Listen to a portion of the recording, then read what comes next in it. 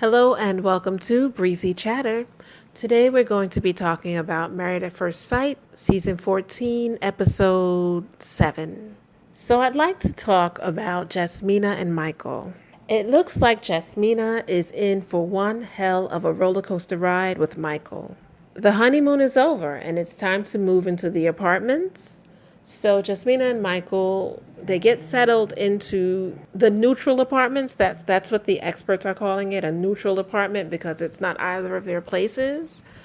They're getting settled there, and they're also going to each other's homes to see what they want to bring to the new apartment that they're going to be in for the next 8 weeks. So when Jasmina went to Michael's place, she was not impressed. She said it looks like a frat house. Turns out he has two roommates and they're women. So Jasmina wasn't upset or moved by the fact that they were women. She was more affected by the fact that he did not tell her that he had not one female roommate but two. And she said when her roommate, who happens to be a male, was at her wedding, she made it a point to let Michael know. And she felt like that would have been a good opportunity for Michael to say, oh, well, I have a female roommate as well, or I have two females as roommates at my place.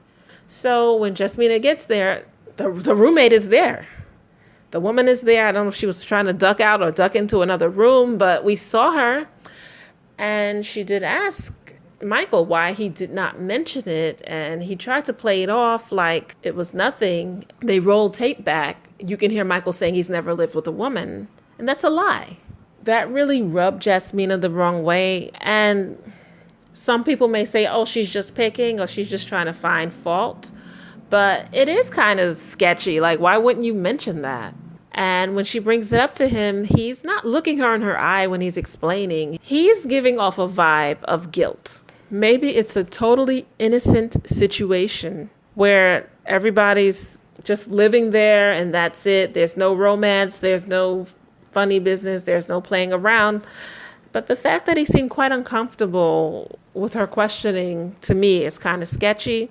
But it is what it is. I mean, she just found that out, and she did bring it up again. And he does say that it was his fault. Ultimately, he should have mentioned it. And she's kind of annoyed by it. You can see it on her face. So Pastor Calvin comes in right on time. And he's talking to them and he's wanting to know how things are going. And they both just have this look on their face. They're smiling, but there's a lot behind that. And Pastor Cal could pick it up right away. And he said, oh, all of that. Jasmina does mention that she's had some issues with Michael as far as his tone. And she said that he raises his voice. He has yelled at her off camera. And when the camera's on him, you can see the anger and the heat coming off of his face. He looks like he's one of those sneaky people. On camera, he's trying to put on this perfect facade. But when those cameras are off and he's upset, he's going to let you have it. And she said that she doesn't like being talked to a certain way. And of course, he didn't like that because now the cameras are on and she is exposing him and exposing his behaviors. And he doesn't like that, to a point where he's ready to interrupt Pastor Cal to get his point across. There's a certain image that he wants to put forward on camera, but it's quite clear that he's a whole nother person when those cameras are turned off. And he's admitted himself that he has to work on that, work on is it his temper? I guess. I don't know. Jasmina described him as aggressive, and he didn't like that either. He said he's not aggressive, but you could see it on his face when she was airing their dirty laundry, I guess, because he wants to keep that on the QT. That's why he's doing it when the cameras are turned off. You can see that Jasmina is getting more of the same from Michael, behaving one way and then saying that he did not behave that way. The same way he told her she cut him off and she didn't. Here he is saying he didn't yell when she said that he was yelling. And when he said he wasn't yelling, she tried to be calm because she was getting upset.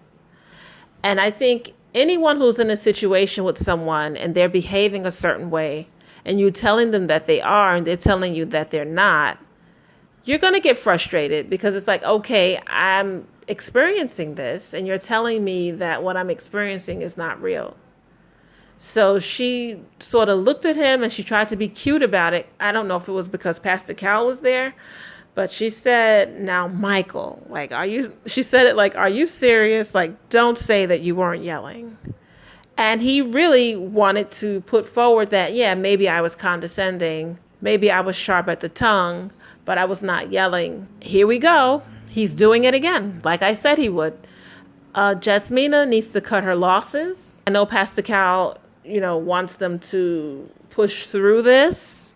And it feels like Pastor Cal is asking Jasmina to help Michael express himself. What is he doing on the show? That's what I'd like to know. Pastor Cal gave them some words of advice, and this was the advice.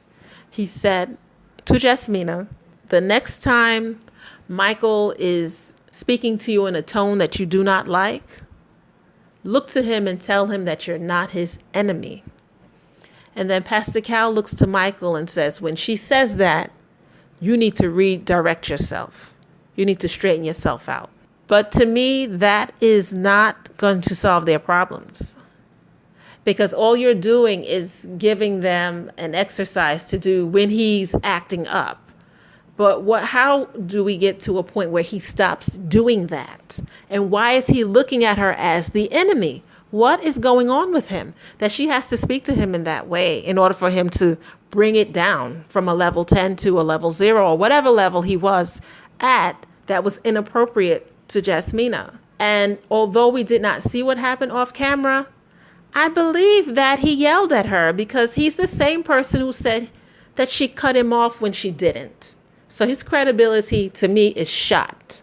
So Jasmina is, to me, in a bad situation. I kind of felt bad watching it. I was like, oh my gosh, this is not good. Nope. You can already see the cracks. Not going to work. It's unfortunate, but I think instead of Chris running from Alyssa, I think Jasmina should be running right about now. And that about covers my commentary with Jasmina and Michael. We'll see what happens between the two of them next week. If you like my commentary, hit like, subscribe, and leave comments. Thank you for your time. Until next time, ta-ta.